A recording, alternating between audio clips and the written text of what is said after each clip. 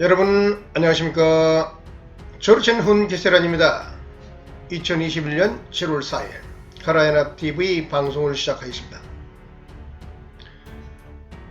오늘의 얘기는 카라연합의 역사를 서술한다면 어떤 식으로 최초의 서술을 해야 될까, 그 가이드라인에 대해서 좀 고민을 해봤습니다. 그 가이드라인을 고민하는 과정에 이 지도를 가지고 역사의 첫 단초를 잘 꿰야겠다, 그런 생각이 들었습니다. 그래서 오늘은 이 지도에 상상력을 부여해서 기후변화와 인류 역사의 변동이라는 측면에서 언어 분화에 대해서 잠시 알아보는 시간을 갖도록 하겠습니다. 카라연합의 역사에서 첫 번째, 언어 분화. 그래서 본 얘기를 나누기 전에 동영상 하나를 시청하도록 하겠습니다. 이것은 유튜브 국토전략TV라는 데서 제가 가져온 건데요. 이 내용을 보면은 방금 전에 보여드렸던 그 지도에 대한 실제적인 살아있는 상상력의 나래를 펼칠 수 있도록 많은 힌트를 줄 것입니다.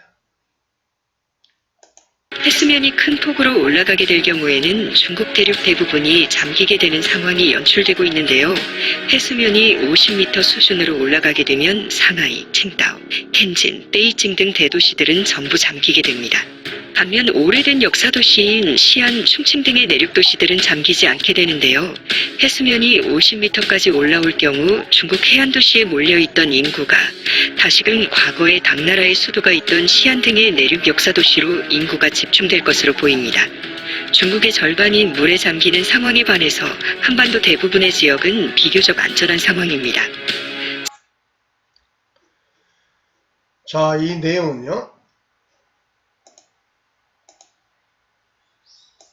좀 과장된 측면이 있죠.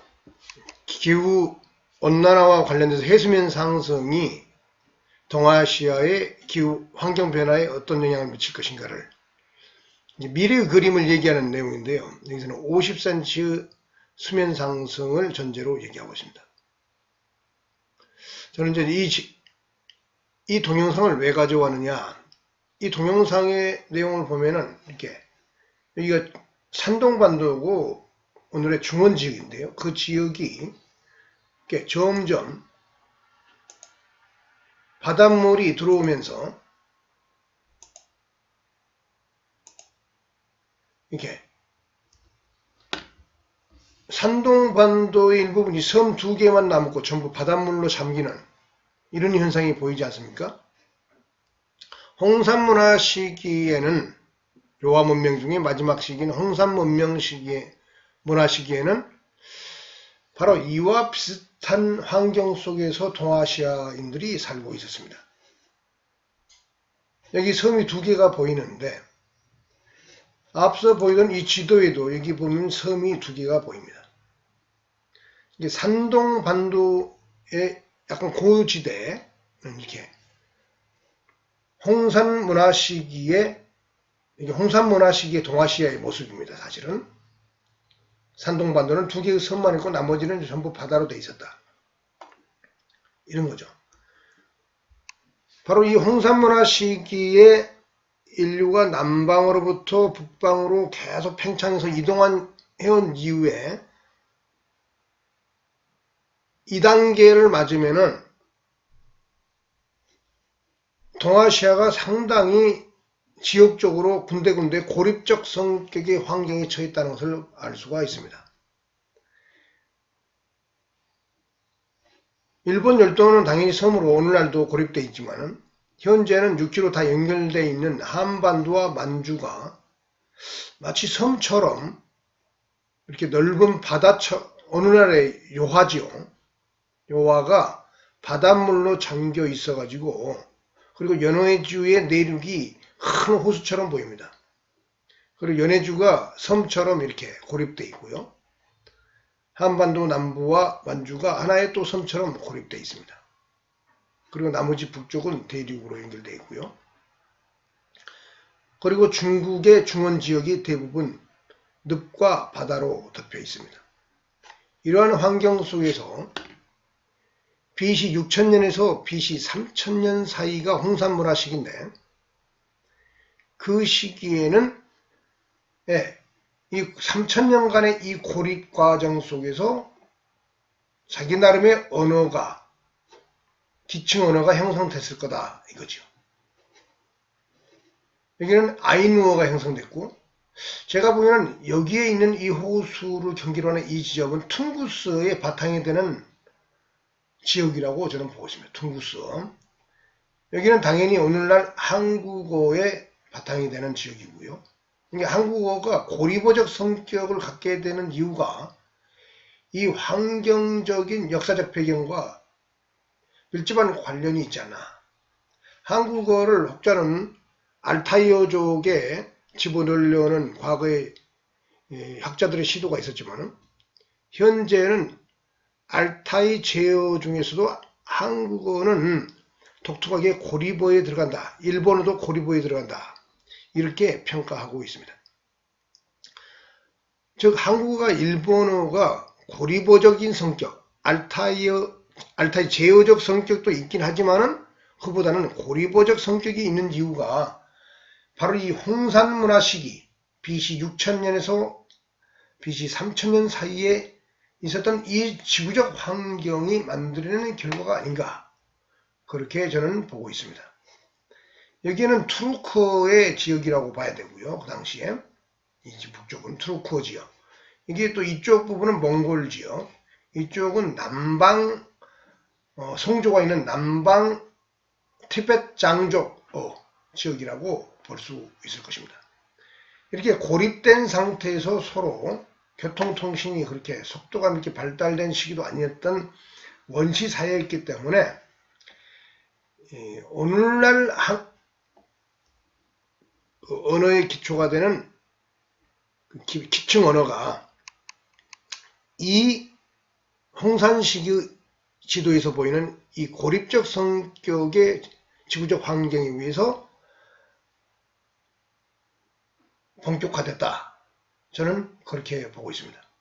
왜 그런 고민을 중시하느냐? 카라에랍의 역사에서는 결국은 카라어가 이 당시의 언어를 기초로 해가지고 나중에 해수면이 내려가고 홍산 문화가 붕괴될 수 있는 환경적 여건, 즉 북방이 척박해지면서 나중에 이 홍산 문화가 남쪽으로 날아서 여기가 중원 지역이 산동반도 지역이 육지로 바뀌고 농사짓는 대단히 생산력이 발달한 그런 지역으로 바뀌면서 이 지역이 문명의 토대로 발전하게 되는데, 그게 상문명을 건설하게 되죠.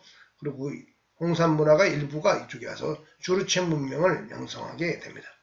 그렇기 때문에 이 홍산 문화 시기의 이 고립적이고 독립적인 지리적인 환경을 카라에랍의 역사를 최초에 편찬한다 했을 때 초기 역사는 이 지도적 지리적 환경으로부터 출발해야 된다, 그런 얘기를 제가 하고 싶은 것입니다. 나중에 오늘날 같은 이러한 지리적 환경으로 바뀌는 그 과정 속에서 기후변화도 같이 오게 되는데요. 거기서 생산력의 변화도 오고 그 생산력의 비중의 차이에 따라서 세력균형이 홍산에서 이 중원 지역으로 바뀌면서 이른바 오늘날 우리가 말하는 황하문명, 중원문명이 동아시아를 그 이후 약 3000년간 지배하게 되었다. 이런 얘기가 되는 것입니다. 그러한 변화 속에서 한국어는 이렇게 북방의 환경이 척박해지는 과정 속에서 인구 압력에 의해서, 그리고 남방으로의 유목민족의 압박에 의해 가지고 끊임없이 농경지대와 유목지대의 전쟁시대에 돌입하게 되는데요.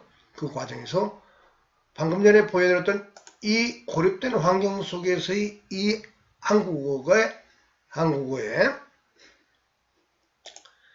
퉁구스, 방금 전에 얘기했던 이 연해주 지역이 호수로 닫혀서 고립되어 있었죠. 이게 퉁구스의 기반이 되는 거고, 이 부분. 그 다음에 몽골어, 투르크어, 그 다음에 한자 문화권의 상문명, 이런 것들이 모두 한반도와 일본 열도로 밀려들므로 인해 가지고 북방의 유목민족의 압력에 의해서 그 결과로 이른바 카라쿠니 말 한국어가 형성되었고, 카라얀에서 말하는 이 카라어의 근본적인 역사적, 언어적 토대가 되었다. 그 얘기를 알려는 것입니다. 그래서 이 지도는 여기서 보이는 이 언어군의 본래적 뿌리의 배경이 된다. 이게 바로 홍산 시기의 지도.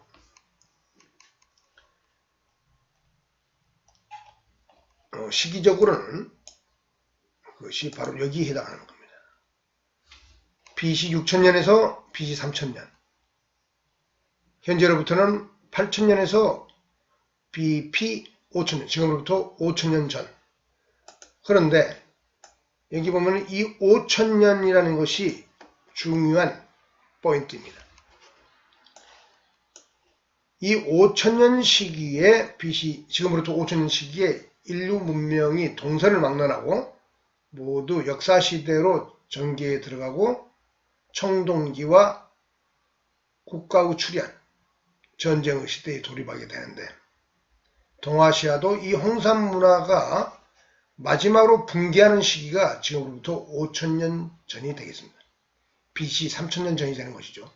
이 시기에 중국의 신화의 얘기, 중국 고대 국가의 신화의 얘기도, 그리고 한국인의 조상인 당군 신화의 얘기도 이 5000년 전쯤의 이후를 배경으로 해서 만들어졌습니다. 지금으로부터 4300년 전에 당군 신화의 얘기가 전개되니까 바로 이 BP 5000년과도 밀접한 관계가 있다는 거죠. 이 BP 5000년이라는 시기는 무엇이냐? 여기에서 보면은 이 지점에 해당하는데요. 여기 0년인가 예로부터 3000년 전쯤 되니까 여기가 1만 년이고, 그러니까 이게 3000년 BC 3000년, 지금으로부터는 5000년 전.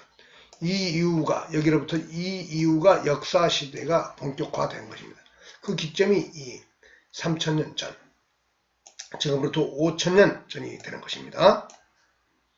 바로 여기 이 기후가 좀 현재의 평균 기후보다 높은 이 시기가 홍산문화 시기였고, 기후대가 높았기 때문에 해수면도 높아서 이렇게 오늘날의 육지가 이렇게 물에 잠긴 바다로 보이고 있고 큰 호수로 나타나 있는 것입니다.